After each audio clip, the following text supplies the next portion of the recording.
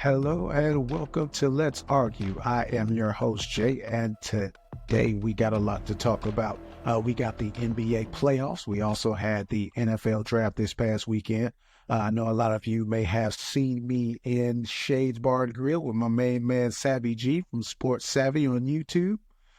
We had a great time. It was our first live stream ever. So go check that out if you didn't get a chance to, man. We had a lot of fun out there on 38 with our friends at Shades.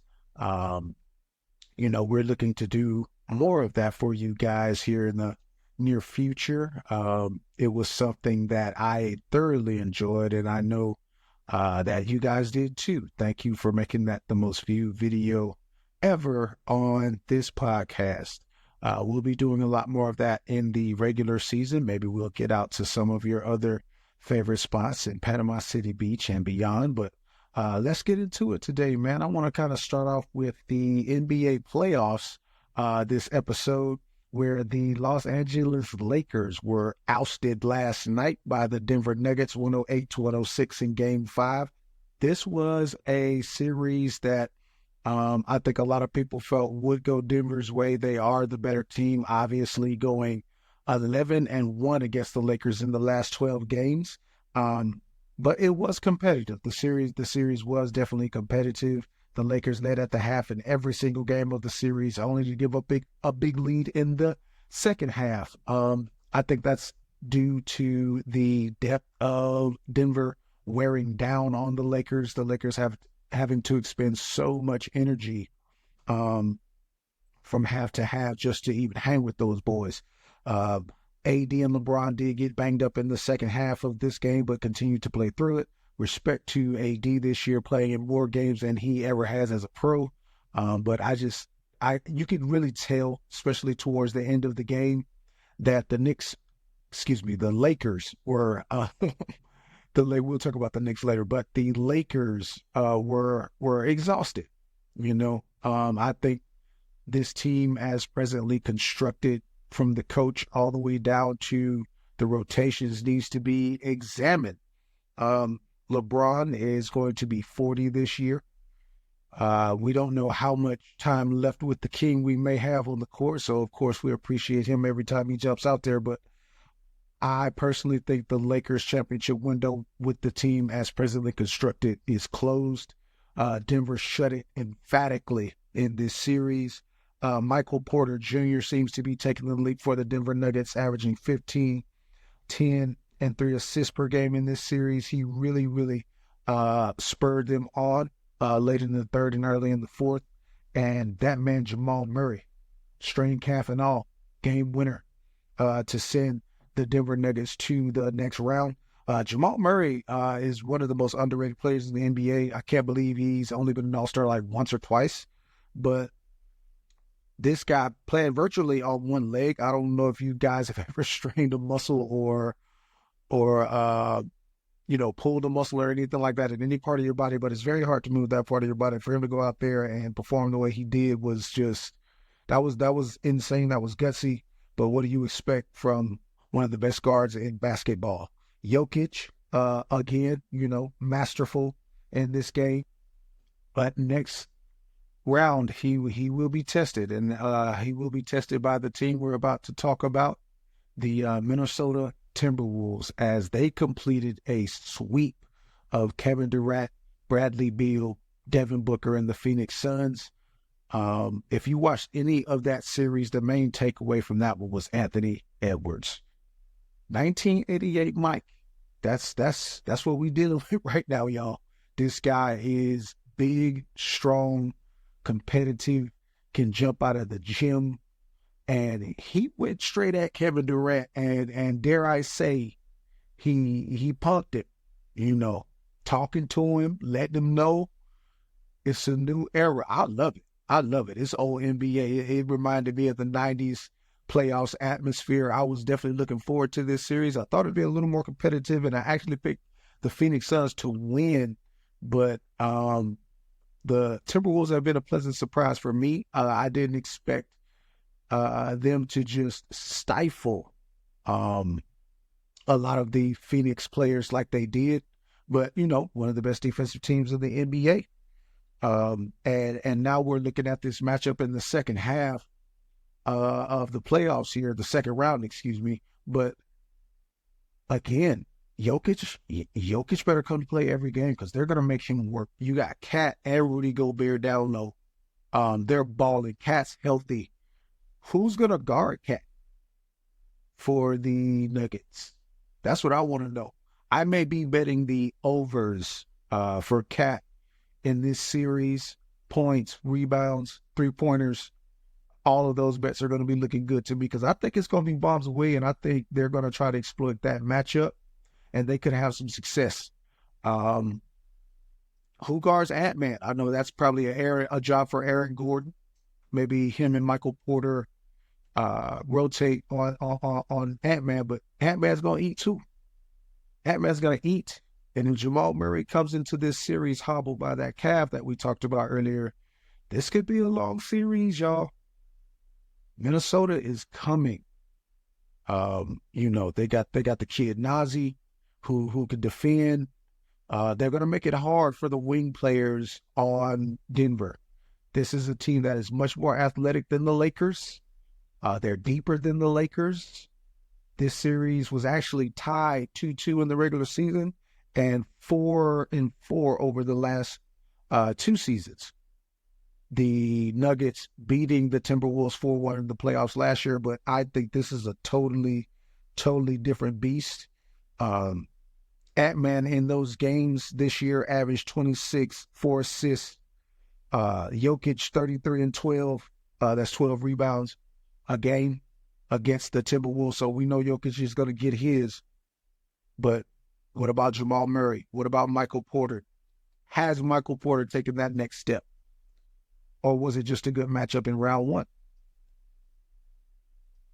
I'm definitely looking for the Rudy Gobert Jokic matchup. I think they're going to match up a lot in this series with maybe Cat coming over to help a little bit. But Rudy Gobert has talked a lot about being the best defensive player in basketball. Well, guess what? You got a chance to prove it against the best player in basketball.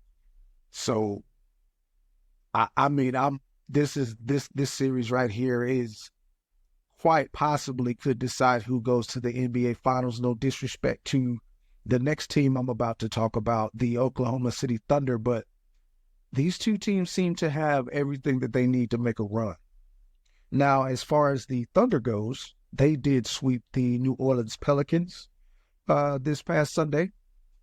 SGA, doing SGA things. That's Shai Gilgeous-Alexander for you non-basketball watchers out there or people who may be unfamiliar with this brother. But let me tell you, he averaged 30 a game during the regular season, and he's showing it in the playoffs that, hey, yeah, we're the number 1 seed. Yeah, we're young.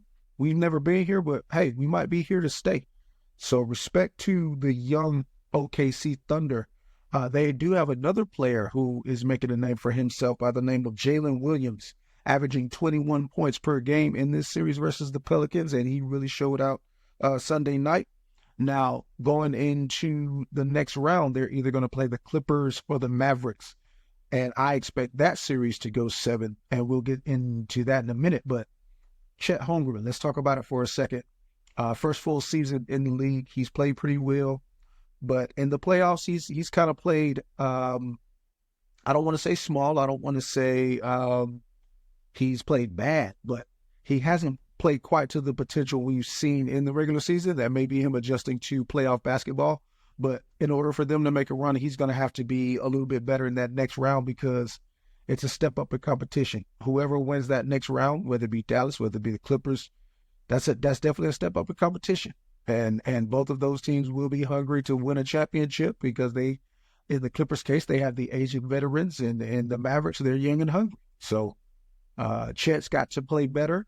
SGA is going to have to do more SGA things. And Jalen Williams, let's see if he keeps ascending. Now, the Clippers and Dallas, this is an interesting series. I told you it would be the most fun of the first round, and it has not disappointed. The Clippers go on the road in Game 4 and still won, up by as much as 31 at some points in this game, but Dallas came back and almost stole it. The final on that one was 116 LA, 111 Dallas, but What I want to talk about right now is the Clippers going in there on the road in the playoffs and taking the game from Dallas without Kawhi Leonard. Paul George, 33 points. James Harden, 33 points. Basically identical stat lines as they went in there, and they were the bigger of the big two. Now, Kyrie had 40 points. Luka Doncic had a 29-point triple-double. But again, when do the points matter? At the end of the game. And LA did a much better job executing. And I'm going to attribute that a little bit to veterans, guys that have made deep runs in the playoff, like PG, like James Harden. Shout out to James Harden, to you. Hey, people are quick to get on him, but he balled out in game 4. He balled out. And they would not be in this position 2-2 in this series without him. I'm still feeling good about my pick, Clippers in 7, because although Kyrie scored those 40, he needed to score those 40 just to keep him in the game. Who else is going to help Dallas? Luka's played well at times in this series, but he hasn't really dominated in the way that we thought he would, and that's an attest to the Clippers and their defensive strategy. Tyronn Lue is one of the best defensive coaches in the league, so this is to be expected. Now, moving over to the East, a lot of the star power is in the West, of course, but we still want to show some love to those teams in the East, like the Indiana Pacers, who I believe will win the series, but not tonight against the Bucks. I think the Bucks take care of business at home, but the Bucks have a lot of soul searching to do. I think this series is over. But they do have one more great night of play in them. Now the Knicks and Sixers. This series has been pretty entertaining so far. We know Joel Embiid is not 100%, but he's still doing everything that he can to help the Sixers move on. Tyrese Maxey is still coming into his own as a night in, night out performer. And, he's definitely growing, but the Knicks seem to be on a mission, and the fans seem to be behind them. I don't know if y'all watched Game 4, but there were more Knicks fans at that game than Sixers fans, if you go by the noise that was being made. Jalen Brunson, who dropped 40, by the way, he was getting the MVP chance in Philadelphia. That's kind of crazy. We know how sports fans from these two cities can be, and for a Knicks guy to get that chant on Embiid's home floor, and by Embiid's comments, that kind of got under his skin maybe a little bit. This series might go 7, but I got the Knicks winning Game 5 at home, because I think that energy that they brought to Philadelphia is going to transfer right over into the Garden. MSG, baby, playoff time. The Knicks are back. The Knicks are back. Now, moving on to the Cavs and Magic in a series that many people did not see being tied 2-2 going into Game 5 tonight. I actually picked the Cavs to sweep this series, so I'm looking pretty crazy right now. But they just haven't had the offense. Their offense has looked very bad at times, very, very bland through stretches. They haven't scored 100 points in any game in the series. And it seems to me that the Magic are starting to figure it out as they go along. This is a young team. The Paolo Banchero's legit.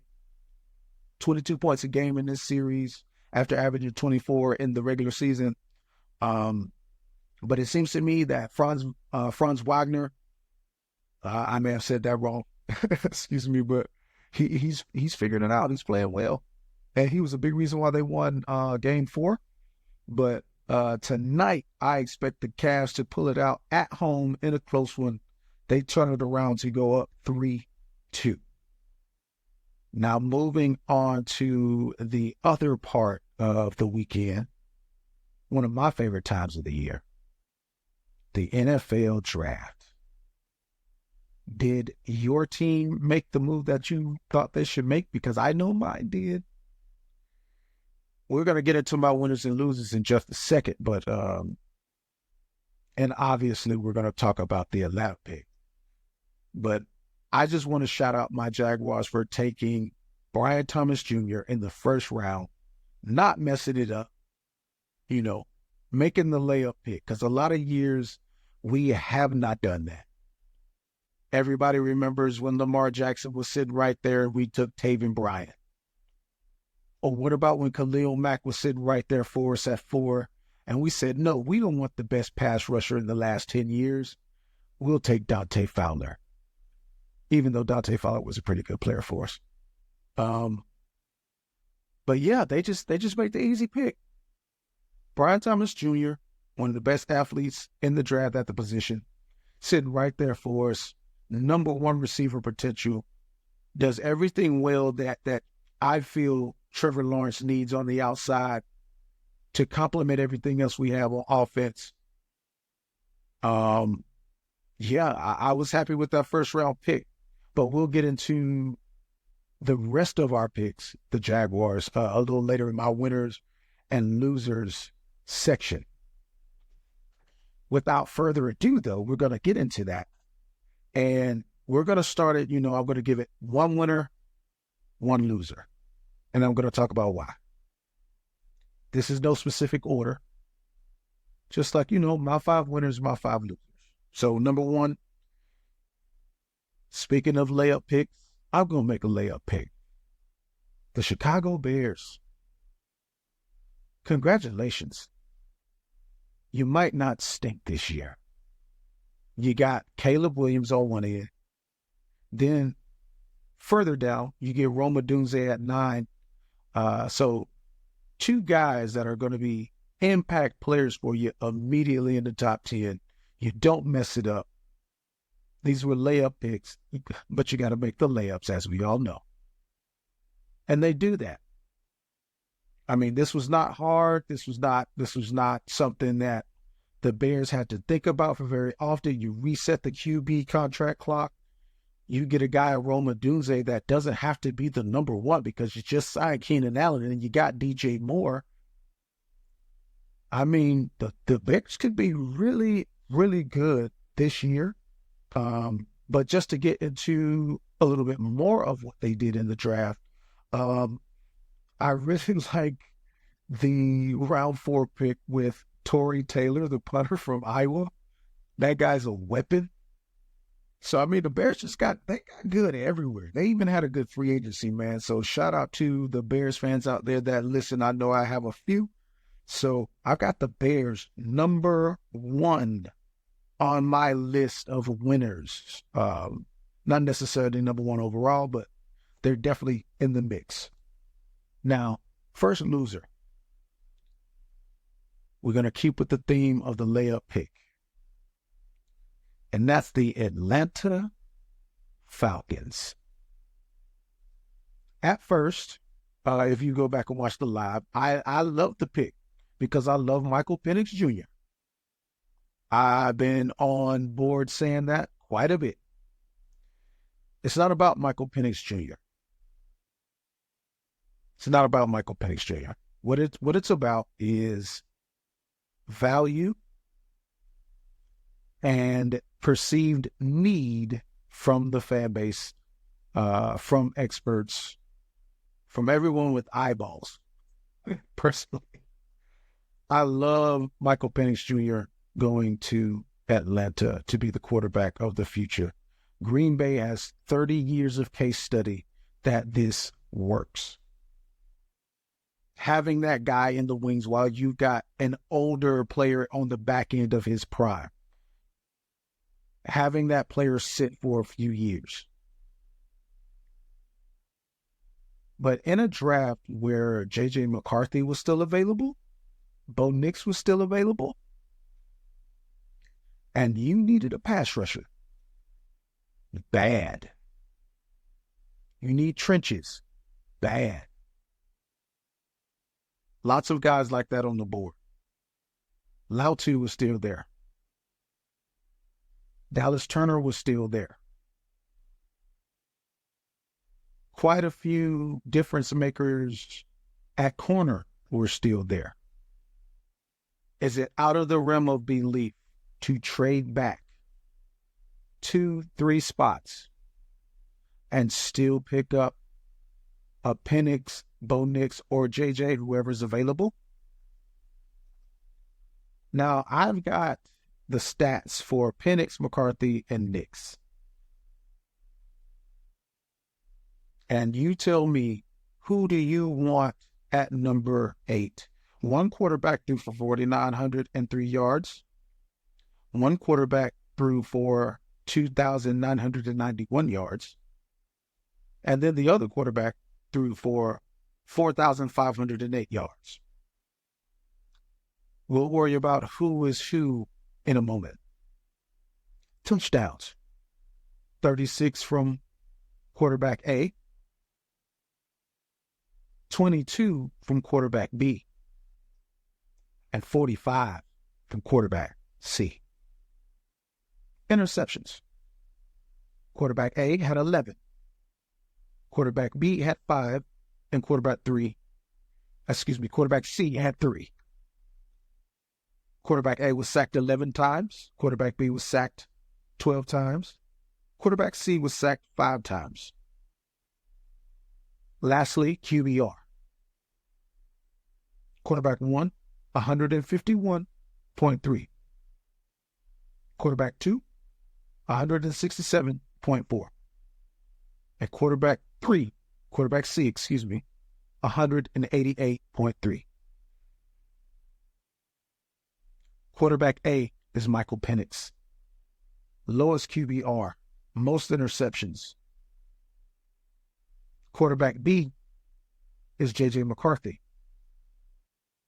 Least amount of touchdowns, least amount of yards, but that's to be expected because Michigan runs the football. Quarterback C, obviously Bo Nix. 45 touchdowns to 3 interceptions, highest QBR among the 3. Just to send the point home, let's talk about Michael Penix's biggest attribute coming out of his pro day, the 4.340.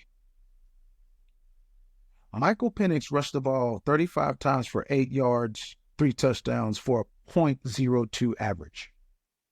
Running isn't really a part of his game like it would be a Bo Nix, who rushed the ball 54 times for 234 yards, 6 touchdowns, and a 4.3 yards per carry average.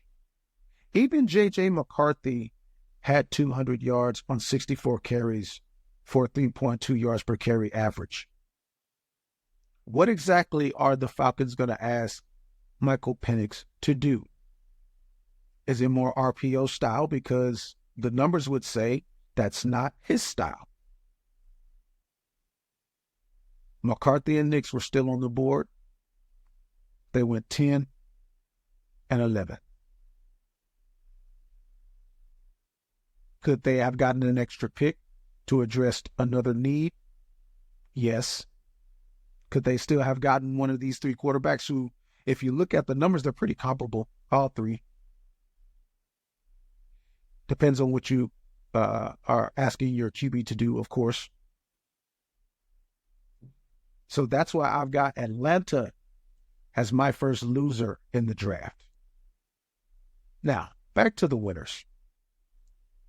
Number 2, Pittsburgh Steelers. Pittsburgh Steelers. You want to talk about getting back to identity? If there's one team in football that embodies toughness and physicality over the years and trenches and linebackers, it's the Pittsburgh Steelers. So their offensive line should be really, really, really good if these 3 picks pan out. First round, pick 20, they go Troy Fautanu from Washington. If you follow the draft and you follow these players, you know that he was one of the top 3 offensive tackles on the board, in my opinion.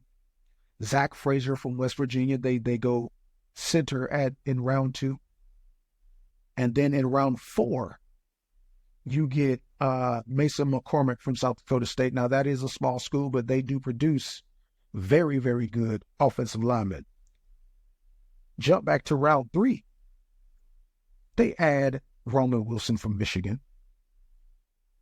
Comes from a very physical. He's going to fit right in with what Pittsburgh wants to do. Obviously, with these picks, they want to get back to being physical. They want to run the football.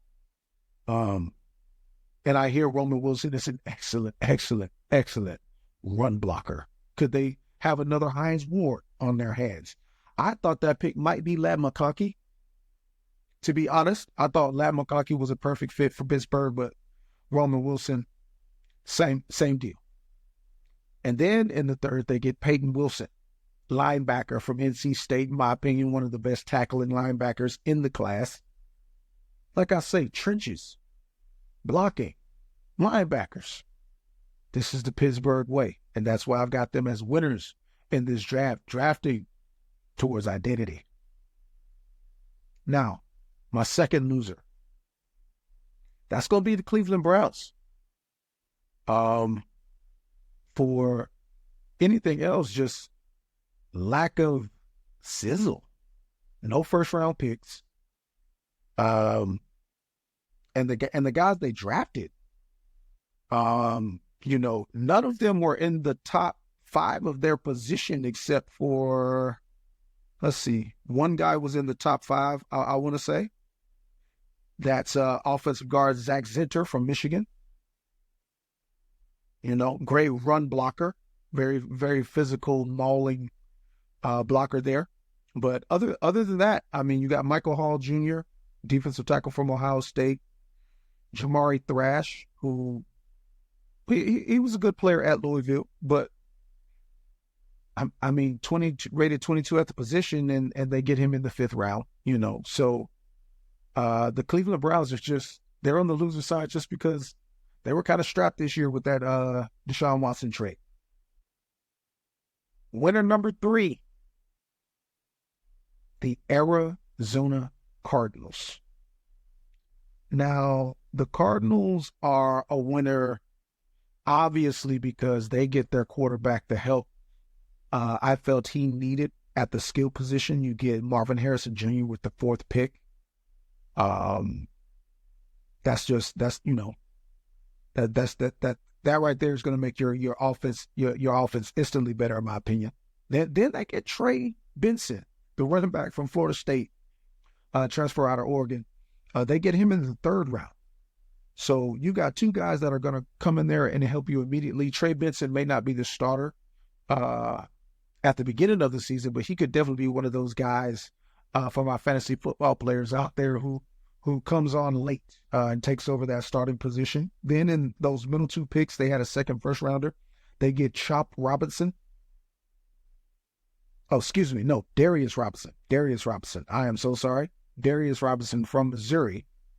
And Max Melton, cornerback out of Rutgers, who ran a great 40 at the combine, can cover. He has a brother in the league, I believe. But, I'm going to go Cardinals here, man. They definitely added some depth to their offensive side of the ball. Loser number 3 is going to come as a surprise to you because I had to shout them out in the beginning. But my Jacksonville Jaguars are losers in the draft, even though I think we had a really good draft. I thought this has no bearing on my opinion of what we did in the draft as far as positional need. But we're losers in the sense of I thought we'd trade up to go get Trevonte Sweat from Texas. He was available in the 2nd.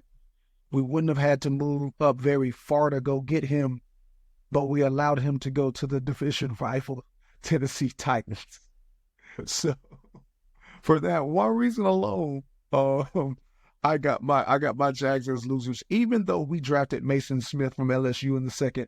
And I think he has the potential to be a good player, but I was a big fan of Trevonte Sweat. Winner. On the winner side, which makes us even more of a loser, on the winner side, I got the Indianapolis Colts as my 4th winner. So while every team in the division gets better, we don't take any gambles. We don't take any risks, but the Colts got a lot better, adding what many people believe is the best pass rusher in this draft in Liao Tu from UCLA. He slipped to number 15 because of the run on offensive players early in the draft, but this guy can play. He's got all the tools. He's got the swim move. He's got the club, he's got speed. He's got power. So that defensive line in Indy is going to be a lot tougher to deal with this year, but they also get A.D. Mitchell in the second round with the 51st pick. A lot of people said he slipped because of character concerns.